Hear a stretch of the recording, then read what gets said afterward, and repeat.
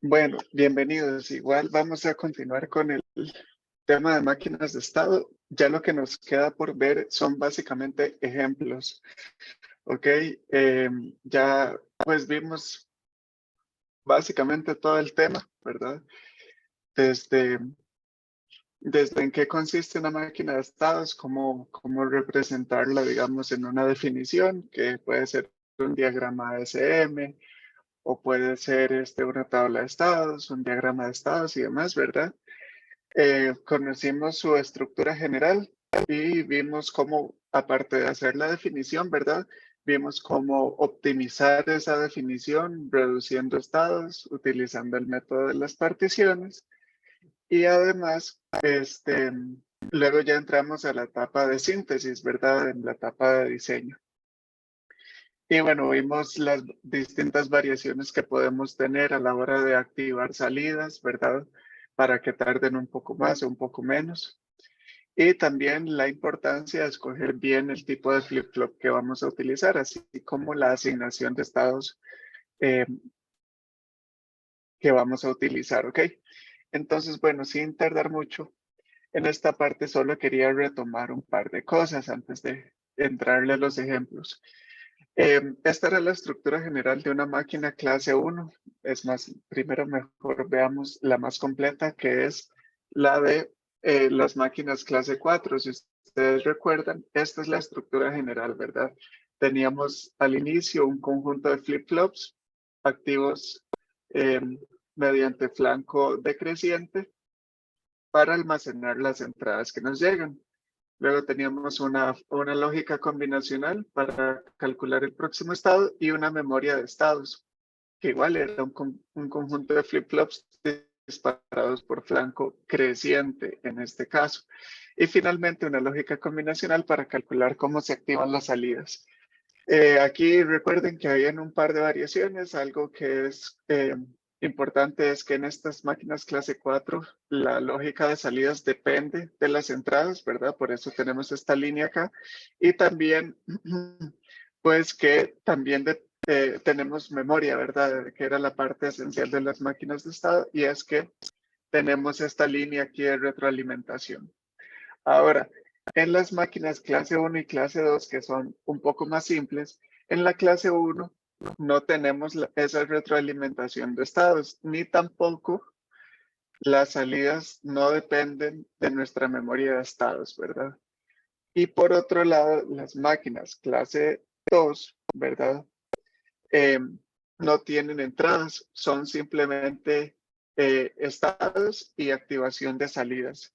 Y nosotros habíamos hablado de que un ejemplo de esto eran los contadores y secuenciadores. Y precisamente por ahí es que vamos a comenzar el día de hoy. Vamos a ver ejemplos de máquinas clase 2, que como ustedes pueden ver aquí nuevamente, no tienen entradas. Entonces, ¿cómo es un diagrama ASM de una máquina de estados clase 2? Bueno, ellos están formados por una sucesión de estados de transición incondicional, ¿verdad? Como no tenemos entradas, no tenemos que poner los rombos de preguntas para saber cuánto vale una entrada. Entonces, eso quiere decir que vamos a tener transiciones incondicionales y también activación de salidas incondicionales, ¿verdad? Y es lo que dice acá, ¿verdad? Que forman un lazo cerrado en los que pueden activarse salidas de Moore. Recuerden que de Moore eran las incondicionales, ¿verdad? Y se cierra el lazo. Generalmente lo que pasa es que va a ser una máquina que va a estar enciclada, ¿verdad? Pasando de un estado al siguiente, simplemente. Entonces, algunas aplicaciones son secuenciadores. Ya habíamos visto un ejemplo sencillo, ¿verdad? Que era un secuenciador de números primos. Pero bueno, los secuenciadores en general es una máquina que produce salidas temporizadas que se activan y desactivan en lapsos múltiplos del ciclo del reloj, ¿verdad? Simplemente vamos generando una secuencia temporizada, o sea que depende del tiempo. Y nosotros podemos definir esa frecuencia, ¿verdad? Eh, por eso dice aquí en múltiplos del ciclo del reloj, podríamos hacer una estructura, ¿verdad? Que, no sé, se activara cada 2 ciclos del reloj, en lugar de cómo lo hacemos generalmente que es cada ciclo de reloj. Y bueno, la otra es los contadores, ¿verdad? Que al final son como un caso particular de los secuenciadores y se utilizan para contar los eventos reportados por un sistema a través de una señal, la cual se utiliza como la señal de reloj para la memoria de estados, provocando la transición de estados, ¿ok? Entonces, simplemente contamos eventos y ese conteo, esa señal que nos dice cuándo se contó, ¿verdad? Una nueva cuenta, la vamos a utilizar como el clock de nuestra memoria de estados. Las variables de estado se utilizan para almacenar el valor de conteo, ¿verdad? De forma que la asignación de estados es definida automáticamente por la secuencia de conteo. Esto es claramente tal vez la mejor recomendación. No es una regla, no es que tiene que ser así, pero tiene mucho sentido, ¿verdad? Así podemos solo utilizar o calcular una lógica combinacional en lugar de dos, ¿verdad? Dado que la lógica para cambiar de estado básicamente va a ser la misma para activar salidas, si hacemos que la asignación sea adecuada.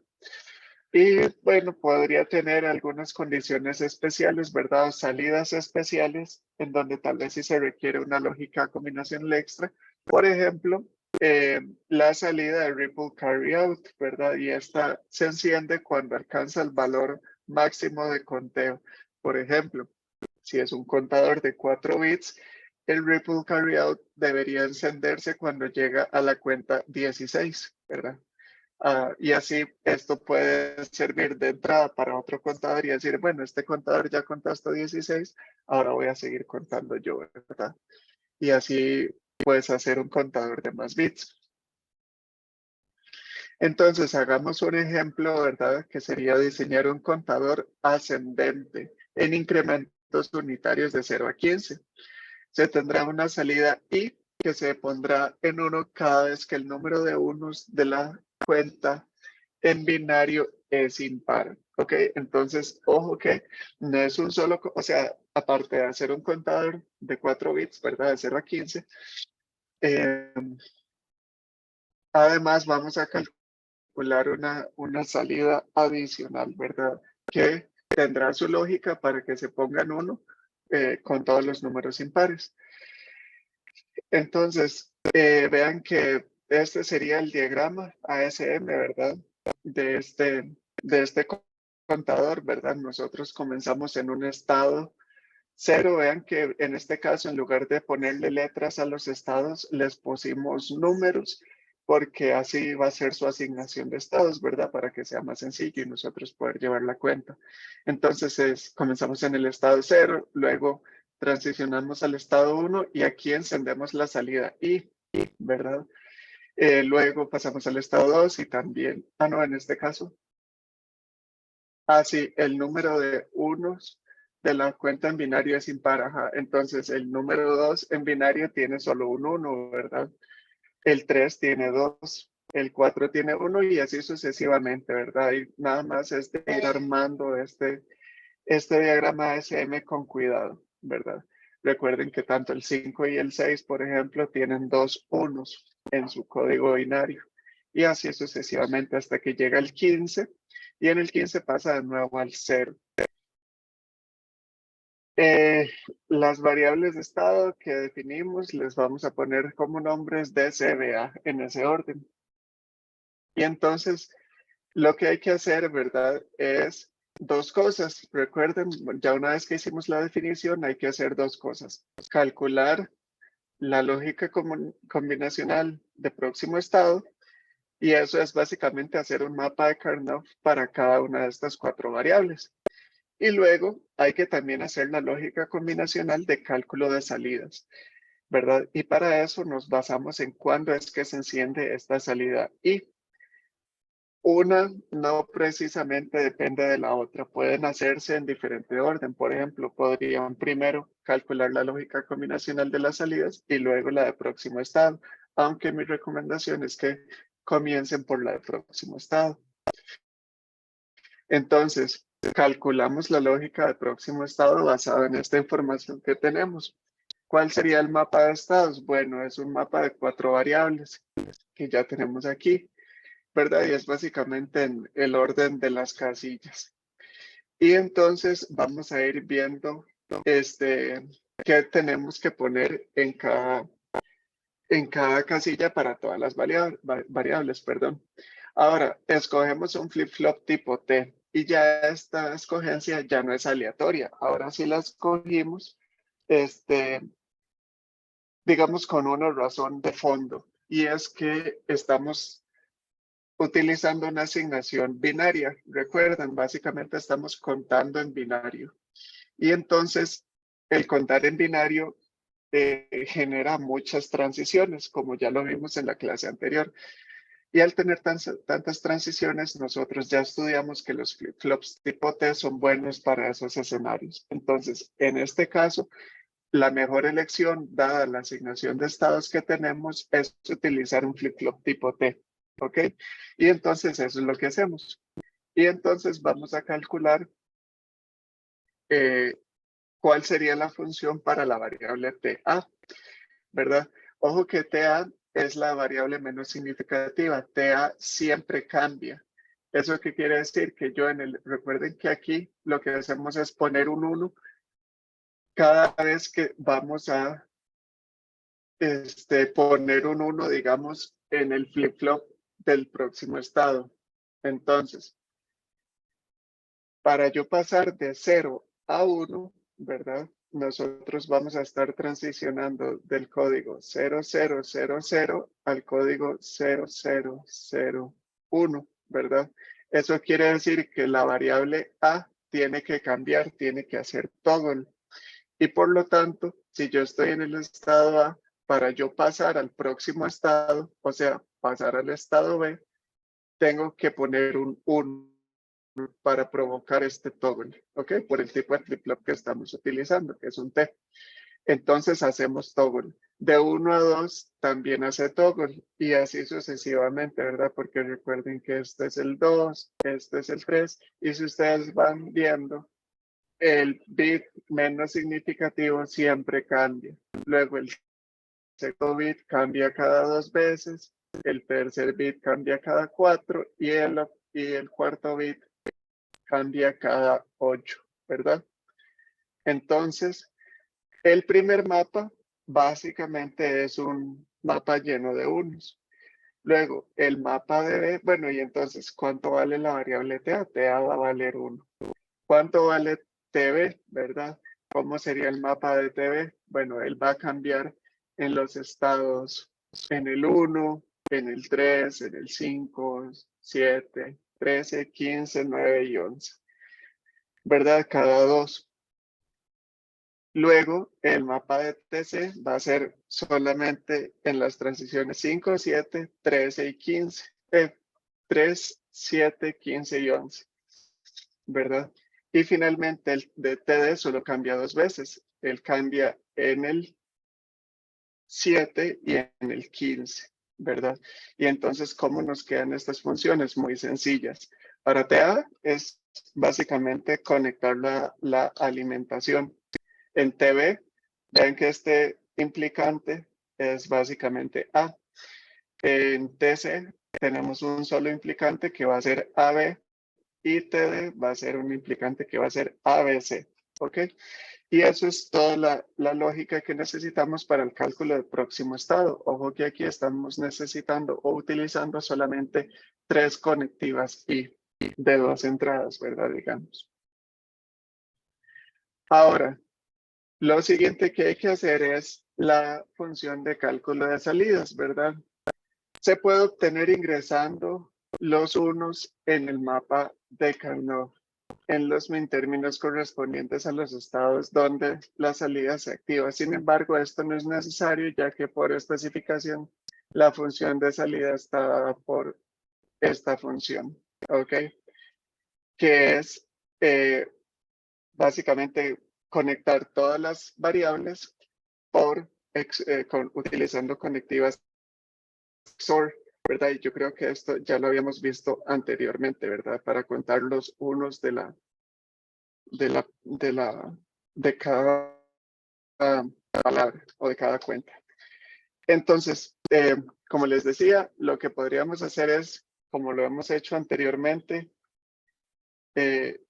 venirnos aquí al diagrama SM y revisar en cuáles estados es que se encienden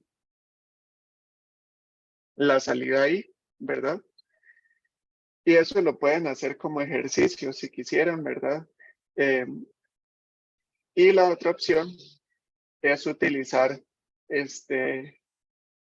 conectivas XOR para calcular la función de I, ¿verdad?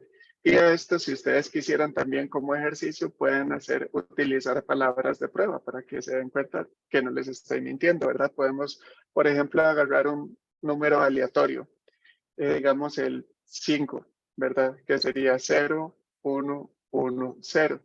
Y recuerden que I lo que necesita es poner un 1 si la cantidad de unos es impar. Entonces, esta XOR nos va a generar un 1, ¿verdad?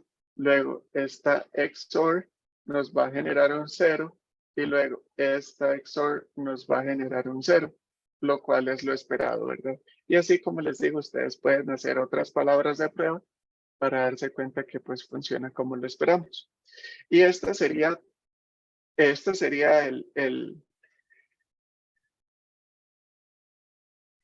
la máquina de estados, ¿verdad? El diagrama esquemático de este ejercicio. Vean que como función de próximo estado, solo necesitamos al final pues dos conectivas y una de 2 entradas y otra de 3 entradas. Y para el cálculo de salidas, vean lo que les decía, ¿verdad? Que A, B, C y D, aparte de ser las variables de próximo estado, también se convierten en las salidas de mi contador. Si yo utilizara una asignación de estados diferente, entonces tendría más lógica que agregar acá, ¿verdad? Pero si hacemos una asignación adecuada, nosotros esa lógica combinacional que ya calculamos, la podemos después reutilizar y al final A, B, C y D van a ser pues el conteo de del contador. Y la salida ahí, pues esta es esta que ya calculamos, ¿ok? Eso con los contadores. Hagamos un ejemplo de secuenciador. Y ajá, sí, Y es que una breve consulta, usted se podría devolver 2 diapositivas. claro. Acá, ¿Otra más? No, es que se quedó pegado más bien una adelante, porfa. ok. Ajá. Ok, ya está. Ajá. Ahí sí, perdón, es que se me está quedando un toque pegado. Digamos, ahí lo que hicimos, entiendo yo que fue que se calculó la lógica de próximo estado, ¿verdad? Que sería ver con lo del flip-flop y ver cómo se cambia, digamos, cómo cambia cada bit de estado a estado. Ujú, Eso sí me exacto. queda claro a mí. Pero luego usted hizo, digamos, la siguiente diapositiva, usted hizo el cálculo de las salidas y salieron unas compuertas XOR y ahí que queda un toque perdido. Yo no sé si puedo Sí, volverlo a repasar. realmente en esta parte lo que hicimos fue saltarnos el procedimiento. Em, Como les digo, si ustedes quieren, pueden hacer lo que hemos venido haciendo de tarea, por ejemplo. El procedimiento que deberíamos hacer, devolviéndonos un poco, ¿verdad? Al tema 7.9.4. No, este no, porque es un caso especial. Devolvamos un poquito más.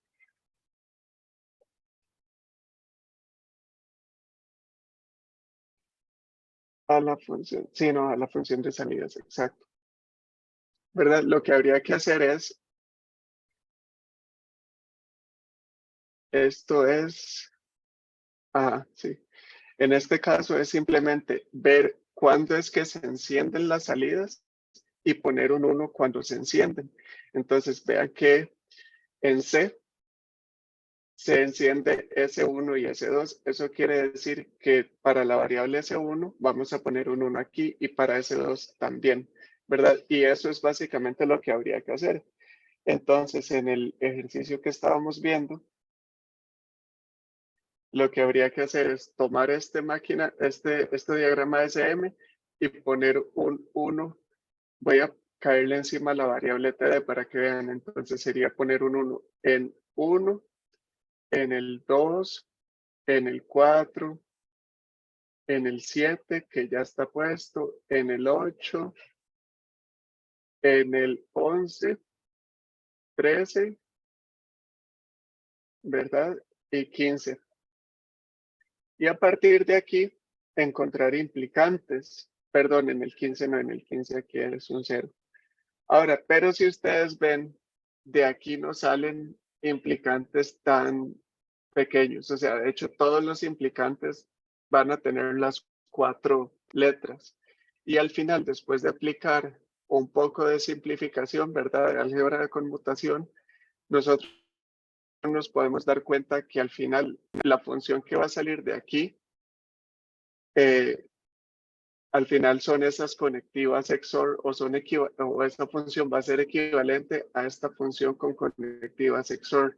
Entonces, en este caso, para aclarar la duda, básicamente no hicimos ningún procedimiento. Yo básicamente tiré la función que esta salida necesitaba directamente. Ok, profe, sí, ya entendí. Es que tuve algunas así. Lo que hizo fue hacer un mapa y puso unos donde la salida ahí se activa.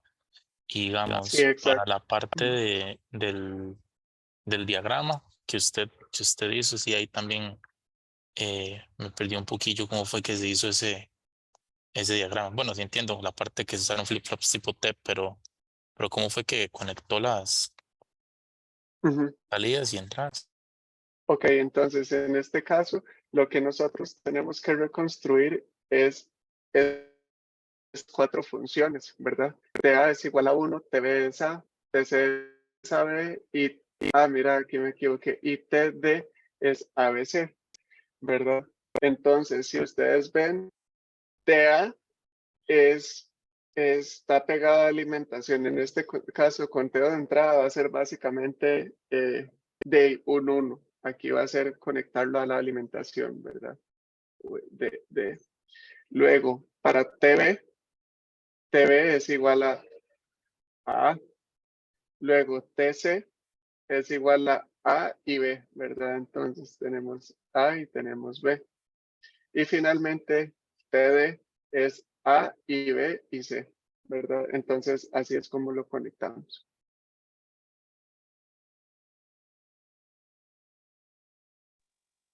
Profe, Sí, yo también tenía una duda. Eso de la XOR, entonces, se obtuvo a partir del procedimiento y no necesariamente se cumple siempre para las máquinas clase 2. no, esto, como les digo, tal vez ahí esa es la confusión. Al final el proceso de calcular las salidas no hicimos, ¿ok? Yo nada más les puse esta función y listo, ¿verdad? Nada más asumimos que esta es la función. Sin embargo, el procedimiento es el que ya vimos. De hecho, para el secuenciador, que es el ejemplo que viene, creo que al final también lo vamos a hacer, ¿verdad? Entonces, para aclarar la duda, en todas las máquinas de estado, siempre que haya que calcular salidas, se hace como lo estudiamos en el tema 7.94. Ok, gracias, profe. Ok, muy bien. Entonces continuamos. Vamos a ver este tema del secuenciador. Entonces, ¿qué vamos a hacer? Este va a ser un poquillo diferente porque vamos a estudiar cómo se debería comportar el secuenciador a partir de su diagrama de tiempos. Entonces, cuando nosotros lo que tenemos es el diagrama de tiempos de cómo se debería comportar el dispositivo, podemos hacer lo siguiente. Deberíamos obtener un diagrama de SM a partir del diagrama de tiempos. Con base en el número de estados, se determina el número de flip-flops de estados requeridos, ¿verdad? Y se elige el flip-flop que vamos a utilizar, ¿verdad? Y luego se calcula la función de próximo estado y la función de salidas y se dibuja el circuito resultante, ¿verdad? Entonces, eso es todo lo que vamos a estar haciendo. Vamos a generar, a diseñar un secuenciador que genere las salidas descritas en el diagrama de tiempos. Entonces, ojo, nosotros tenemos que, nuestro secuenciador se tiene que comportar así. Ahora, para nosotros definir los estados, ¿verdad? Lo que vamos a hacer es tratar de dividir este diagrama de tiempos en, en partes iguales. Vamos a ver. Deberíamos poner un estado diferente cada vez que cambia una de estas variables. Ojo que estas SA, SB y SC son salidas.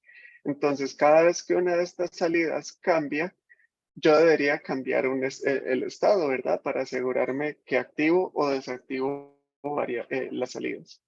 Y por otro lado, yo no puedo tener, digamos, un ciclo de reloj más largo que otro. Tengo que asegurarme que todos son iguales.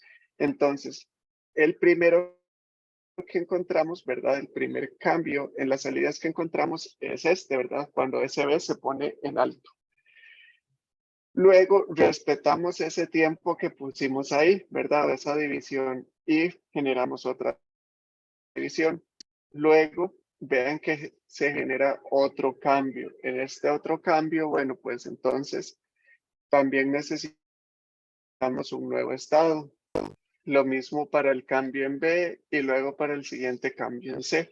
Y si nos damos cuenta, después, ¿verdad? Una vez que se acaba esto, esto termina en el mismo estado en el que comienza acá, ¿verdad?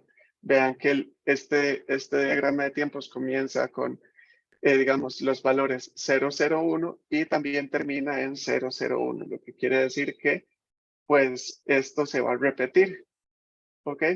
Y entonces a cada una de estas divisiones de tiempo que hicimos, les vamos a asignar un estado, ¿verdad? Y con esto una letra, ¿verdad? El estado A, B, C, D, E y F. ¿Ok? Entonces, ¿qué es lo importante? Si tenemos un diagrama de tiempos, dos cosas. Primero, cada cambio en las salidas debería ser un estado diferente, al menos inicialmente. Luego tal vez nos podemos dar cuenta que los estados son redundantes utilizando el método de particiones o algo. Pero inicialmente, cada vez que haya un cambio, vamos a generar un estado diferente. Y la otra cosa que hay que recordar es cada estado, digamos, debería tardar el mismo tiempo. Debería ser, digamos, el clock no va a cambiar, ¿verdad? Entonces, cada estado, sí, tiene que tardar el mismo tiempo, exactamente, ¿ok? Entonces, basado en esto, ¿verdad? Nosotros podemos hacer el diseño del diagrama ASM, ¿verdad? Entonces, vean que estos son transiciones incondicionales, porque las máquinas clase 2 no tienen entradas. Entonces nosotros solo vamos a estar cambiando de un estado al siguiente de manera incondicional. ¿Ok? La otra cosa es que si hay que revisar en cada estado qué salidas se encienden. Por ejemplo, en el estado A se enciende la salida SA, perdón. En el estado B se enciende SA y SB y así sucesivamente. Y así podemos crear este diagrama ASM. ¿Verdad? Solo tiene 6 estados de la A a la F y así es como vemos que se encienden las salidas.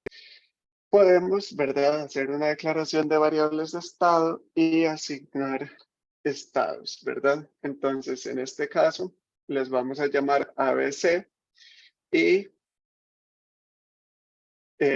esta es la asignación que vamos a utilizar. Para A vamos a ponerle 0, para B el 1, para C el 3, para D el 7, para E el 6 y para F el 5. ¿Por qué lo hacemos así? ¿Alguien recuerda qué tipo de asignación de estados es esta? Este tiene un nombre que la vez pasada vimos.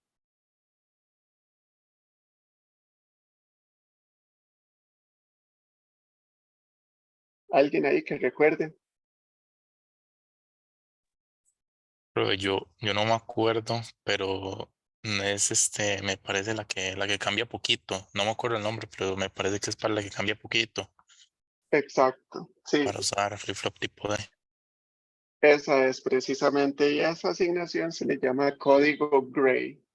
Y el código Gray precisamente lo que busca es que entre un estado y otro se cambie lo menos posible, como decía el compañero, ¿verdad? Entonces, si ustedes ven de A a B, solo cambió un bit. De B a C también solo cambió un bit. De C a D también, y así sucesivamente, ¿verdad?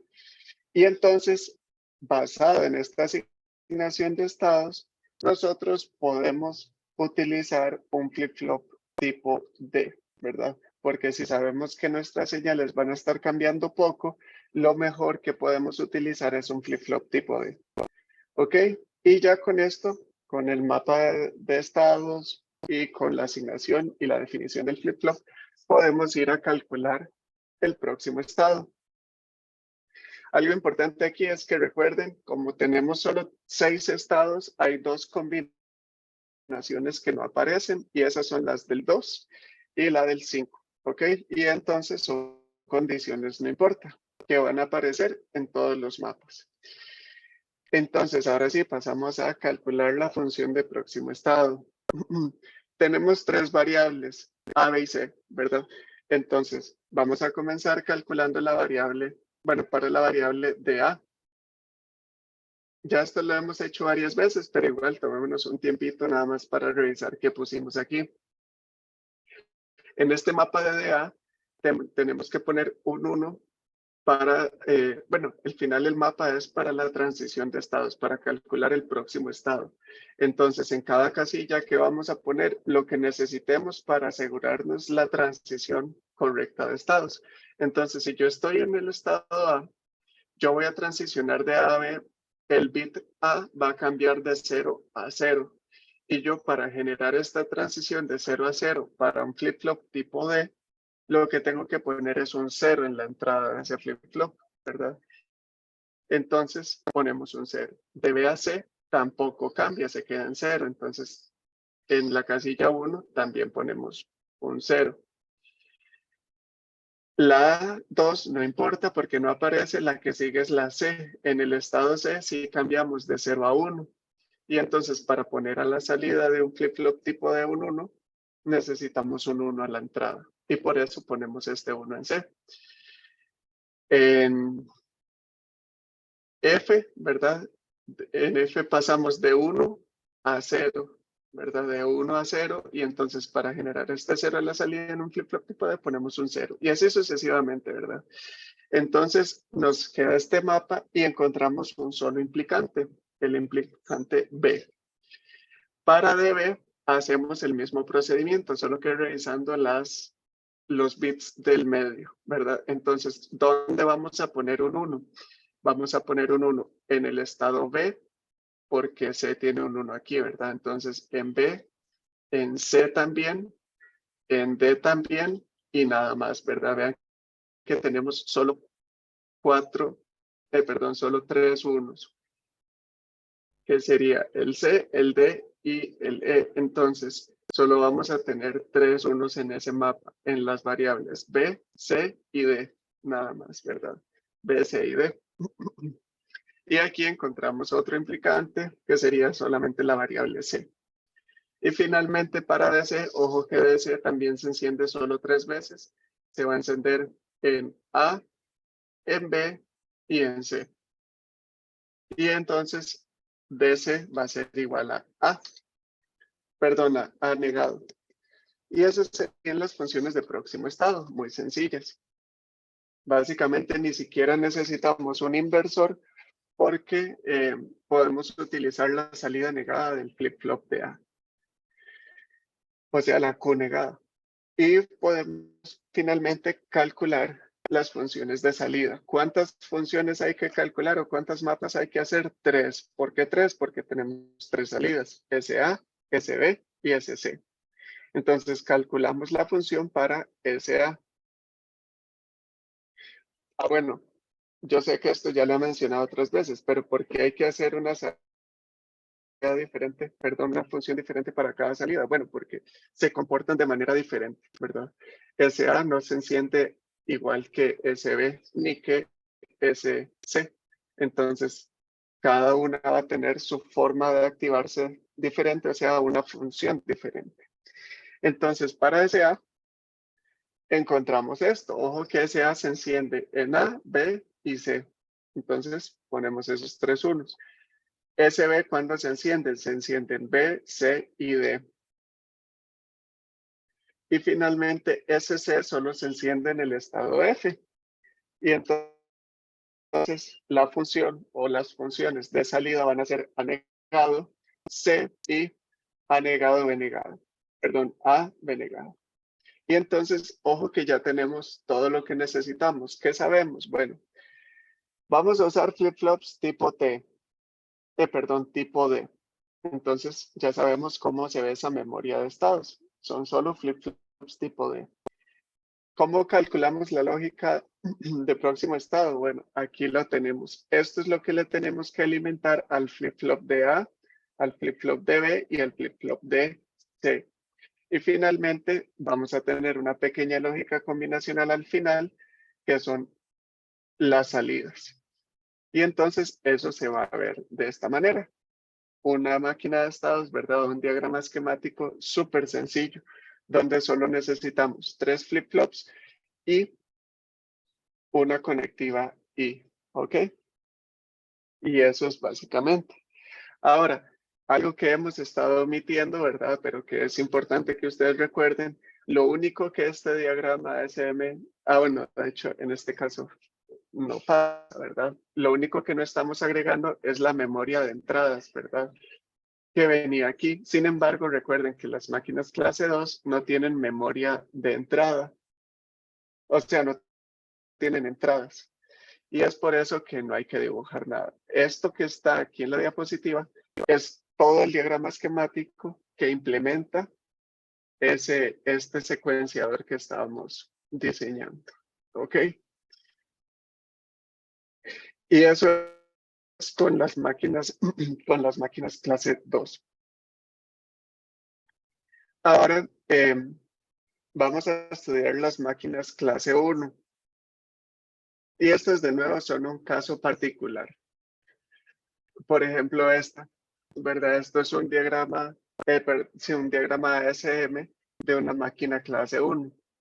¿Qué podemos ver de este diagrama ASM? Bueno, que se calculan todas las entradas, ¿verdad?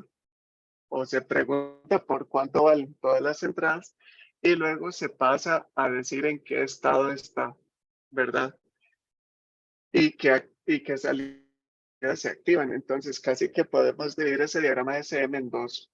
Una etapa de evaluación de entradas y una etapa de transición de estados y activación de salidas incondicionales. ¿Ok? Y es que recuerden, voy a devolverme un poquito otra vez para que recuerden cómo era la estructura de una máquina clase 1. La máquina clase 1 sí tiene entradas, pero el cálculo de la lógica, perdón, la función de salidas, ¿verdad? No depende de las entradas, solo depende de en qué estado está. Y es por eso que son salidas incondicionales. Por otro lado, no tenemos retroalimentación del estado.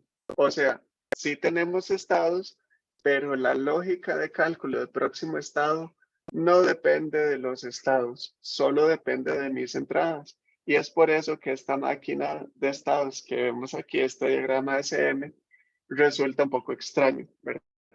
Un poco diferente a lo que hemos visto. En las máquinas clase 1, como la definición de estados solo depende de mis entradas, no de en qué estado estaba, primero vamos a revisar las entradas y luego vamos a decir, sí, estamos en X estado y dependiendo de en qué estado estamos, activamos las salidas. ¿Por qué no hay salidas condicionales? De nuevo,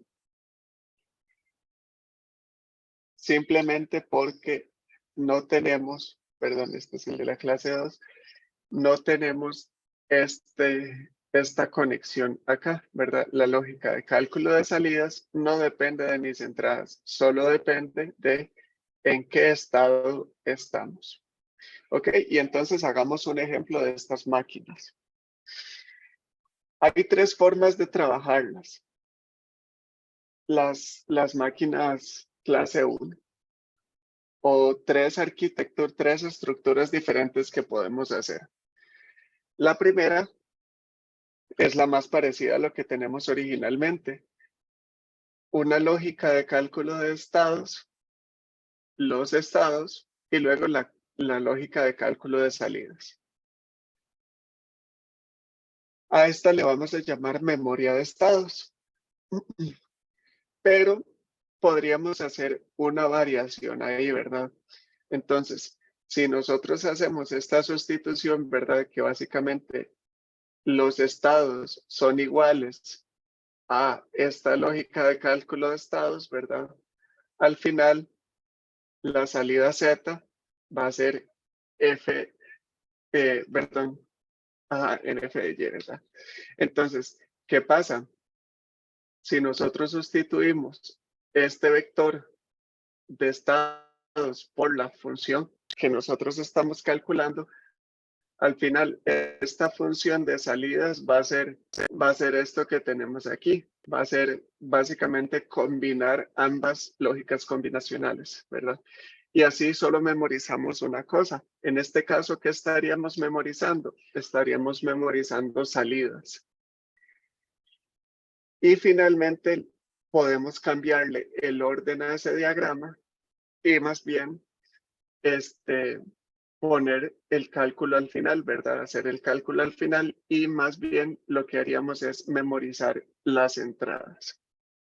Entonces, ¿qué hacemos? Cada una de estas tres tiene sus pros y sus contras. Si memorizamos estados, se requiere hacer una asignación de estados. El número de estados va a ser igual al número de combinaciones distintas de salidas que están presentes en el diagrama de SM de manera simultánea.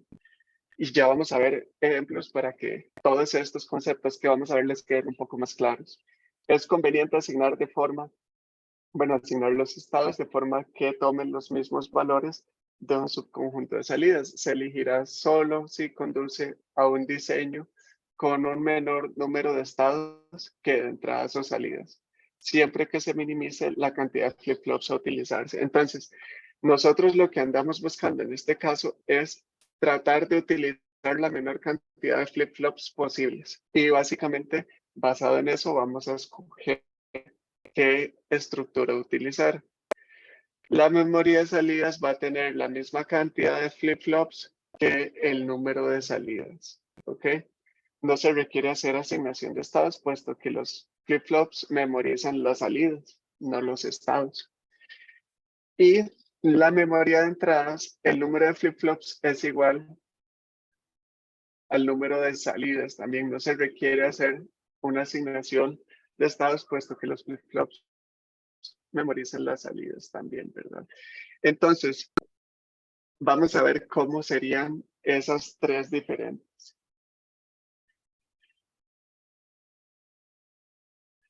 Vean este ejemplo. Nosotros tenemos 3 salidas y 4 entradas. Entonces dice, se desea realizar una máquina digital que satisfaga la lógica combinacional de la tabla adjunta, de modo que las salidas se actualicen con la llegada de una transición decreciente de una señal de entrada denominada cargar. Ok, el flanco decreciente de cargar. Y permanezca en ese estado independientemente de las entradas hasta el siguiente flanco decreciente de cargar. Ok, entonces básicamente lo que vamos a estar haciendo es memorizar estas salidas, ¿verdad? Dependiendo de qué combinación de entradas recibimos, vamos a cargar algunas salidas.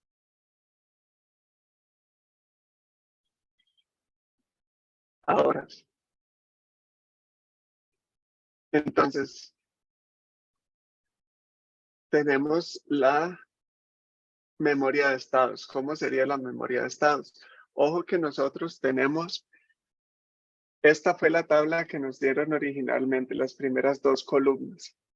Pero, como decía en la definición de estas, que yo sé que la definición era un poco pesada, lo que hay que ver es cuántas combinaciones diferentes tenemos en la salida. Y si por alguna razón esa cantidad que nos aparezca es menor a la cantidad de salidas, entonces esta es una buena opción.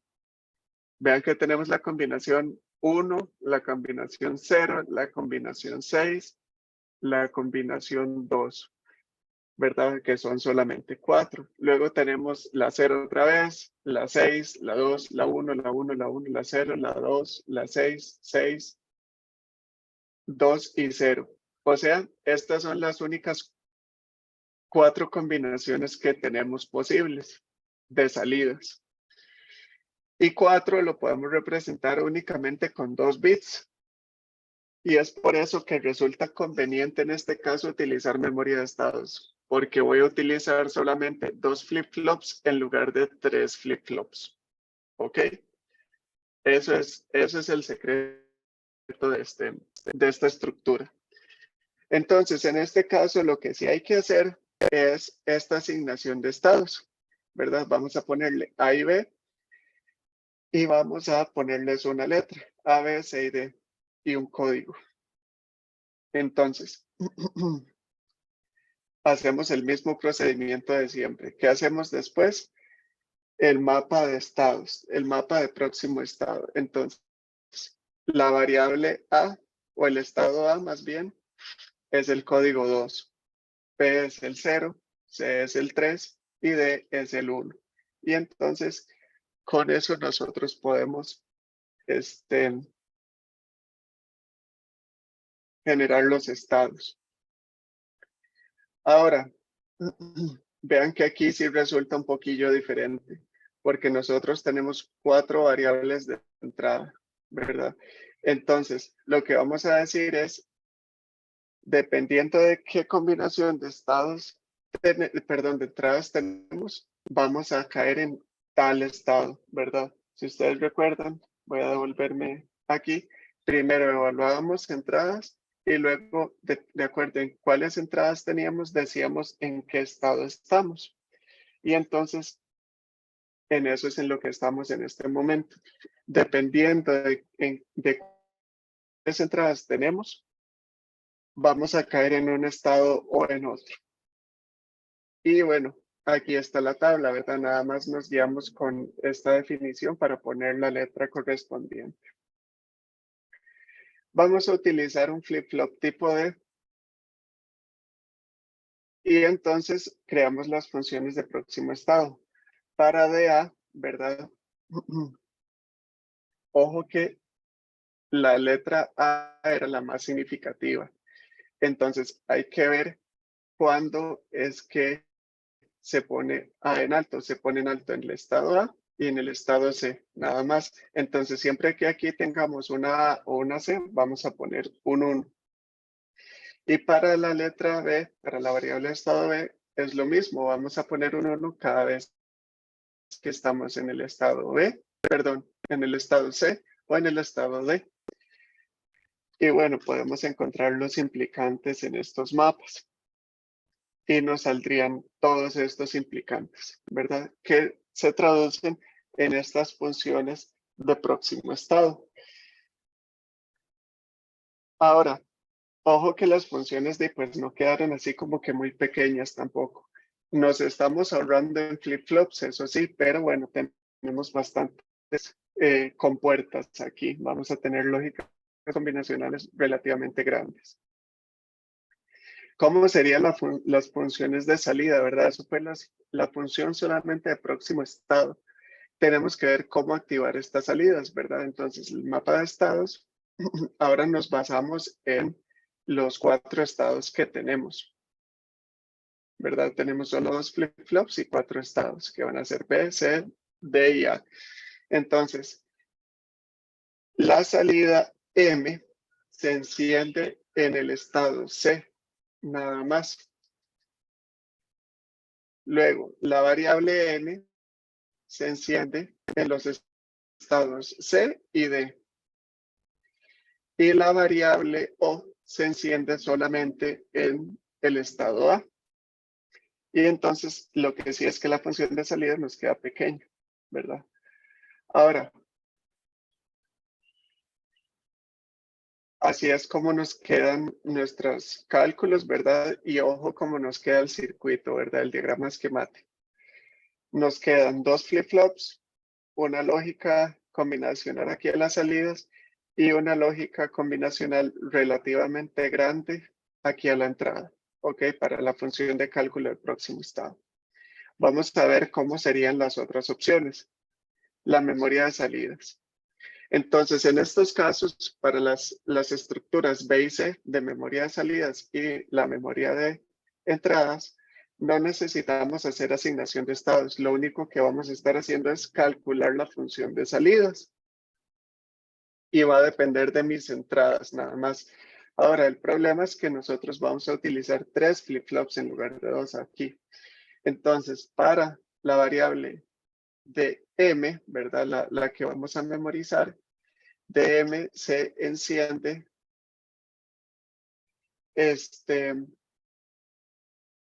el min término 2, ¿verdad? En el min término 5, en el 12 y en el 13. Ajá, ¿verdad? Entonces, 2, 5, 12 y 13. Y encontramos dos implicantes ahí pequeños. Luego vamos a revisar lo mismo para N, 3 implicantes para N. Entonces, este se enciende en el 2, ¿verdad? Por este, se enciende también en el 3, se enciende en el 5, en el 6, este sería el 11, 12, 13 y 14. ¿Ok? Este se enciende más veces. Entonces ponemos un 1 en cada vez que él se enciende y entonces encontramos otra vez todos los implicantes. Y lo mismo para O. La variable O se enciende solo 4 veces o la salida O y entonces esto sería, ¿verdad? Ahora, estamos utilizando un flip-flop tipo D en estas memorias de estado, ¿verdad? Que es lo más fácil si vamos a memorizar cada vez que vamos a encender algo, ¿verdad? Nada más ponemos un 1 cada vez que necesitamos encenderlo, ¿verdad? Y entonces estas serían las funciones de salida. Ojo que de nuevo son complicadas, pero entonces ya no vamos a tener 2 flip-flops, sino que vamos a tener 3 flip-flops. Ahora la estructura cambió un poco, ¿verdad? Ya nosotros no tenemos la lógica de cálculo de salidas aquí a la derecha. Tenemos 3 flip-flops y de nuevo una lógica combinacional relativamente grande. Y finalmente, bueno, sí, y de hecho, esta opción es básicamente la misma que la tercera, que era memorizar entradas, ¿verdad? Voy a devolverme nada más para cerrar este tema. Vean que la tercera opción era memorizar las entradas y luego hacer el cálculo. Y entonces, ojo que sería muy parecido a esto que acabamos de ver. De nuevo, tenemos que memorizar salidas, pero entonces, en lugar de estar memorizando, en lugar de tener esta lógica combinacional aquí a la izquierda, estaría, de hecho, al final, la memoria de salidas y la memoria de entradas resulta relativamente parecida. Al final solo vamos a estar memorizando pues las salidas. Ok, ahora, nada más para cerrar la clase, nos queda el último tema por ver. Bueno, el último subtema que es el 7.9.10. Vamos a hacer un par de ejemplos de máquinas clase 3 y 4 y ya con eso cerramos el tema de máquinas de estado. Esto lo vamos a estar terminando la clase del viernes. Y recuerden que de este sábado en 8 sería el examen. El examen que cubre solamente el tema 7. Posiblemente este viernes, si este tema no nos toma demasiado tiempo, vamos a por lo menos introduciendo el tema 8. Y ahí vamos a tal vez hablar por lo menos de qué requerimientos de software necesitan ustedes para este tema, ¿ok? Y eso sería. No sé si tienen dudas.